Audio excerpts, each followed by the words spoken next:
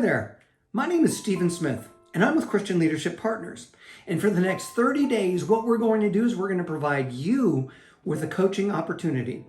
So take about 10 minutes out of your day and listen to what we're going to be talking about. And what I encourage you to do is to try and determine what it is that your greatest good can be in the next 30 days.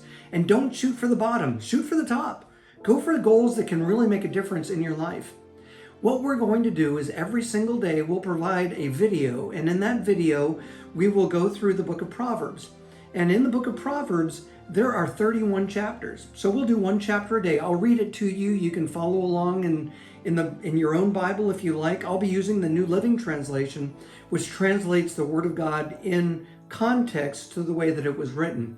So it gives us a unique perspective, and it's written in a modern language. I think that you'll enjoy it. But if you want to, you can also follow along with your own translation and get your own revelation from that as well. Now, here's the beautiful thing about all of this, is that every one of us will have a different revelation out of the book of Proverbs. You know, a lot of these different chapters have maybe 20 to 28 verses in them. And what you'll do is I want you to identify the verse that stands out to you and speaks to you the most. And then what we'll do is we'll take a look at that, and then we're going to actually begin a coaching session based off of that particular proverb. I think that you'll really enjoy it. Now make sure that you subscribe over here so that you get notified every single time that we make a post. Our goal is to make a post every single day, and I've pre-made a couple of these videos so that there won't be any pressure on us to make sure that we get it done daily. So we will provide these for you, and all you have to do is follow along and become your greatest good. Now, you'll also notice down in the notes below, I've got a worksheet. Now, that worksheet is just a single page, but on that, it gives us the opportunity to not only take notes on the things that we discuss, but also it gives us an opportunity to find what it is that you thought the most about Proverbs on that day. There will be one or two verses that actually stand out to you, and especially if you ask God to reveal them to you before you get started, you're going to see that it's going to be really exciting for you. And then underneath that, I've got a set of goals that's set up for us. Now, every single day for the next 30 days, what I want you to do is write down what your goals are. And what you'll find is that your goals will change from the time that you start to the time that you actually finish. They may progress, they may get more specific, they may be more focused on what it is that you want to accomplish. And even as you achieve certain goals during the course of this coaching session, you may find that you have new goals along the way. Now, these goals, what I encourage you to do is to do SMART goals. SMART goals are specific. I want you to write down a goal that is very, very specific. It can't be just being a better person. What we want to do is we want to become better in our job. We want to get to that next higher level in our education. We want to max out our finals when we're going to college. I mean, whatever it is, we got to be specific. It also has to be measurable. Now, here's the beautiful thing. You can do measuring this as a scale of 1 to 10, or you can do this as really, really, really important or not so much important. The scale is up to you, but they have to be something that's measurable. They can't just be something that's off the cuff, and we want to be able to make sure that we do that. They also have to be attainable. If you can find a goal that's attainable, then you know that you can actually accomplish it. And we want to make sure that even if we're moving the goalposts, and I'll allow you to move the goalposts, I won't do that, but they have to be attainable. You have to be able to achieve this. And I'd like you to start looking at goals that are attainable in the next 30 days, at least for today. That's what we want to do. Then what we want to do is we want to make sure that they're relevant to what you want to accomplish. If you want to get through college, we want to make sure that our goals are, I want to finish this semester, I want to finish this particular course, I want to get an A in this course, I want to get through calculus. I mean, there's so many different ways that we want to do that, but we want to make sure that these goals are relevant to what you want to ultimately accomplish. And then the final thing is that they have to be time-bound. We don't want to say, well, in the next 3 years, 300 years, sometime in my near future. No, it has to be time-bound. We want to make sure that if I have something that I want to achieve at the end of this coaching session, then it's a 30-day time frame, or it can be a 1-year time frame. But if we put a time measurement on it, then we know that we've got a deadline that we have to meet, and our goals will start seeing things that way. So that's what we want to do. We want to start identifying these goals. So let's take a look at Proverbs chapter 1. These are the Proverbs of Solomon, David's son, king of Israel. Their purpose is to teach people wisdom and discipline, to help them understand the insights of the wise.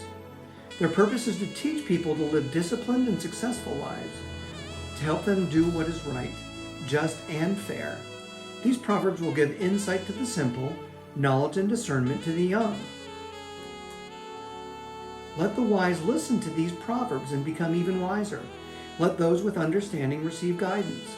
By exploring the meaning in these proverbs and parables, the words of the wise and their riddles.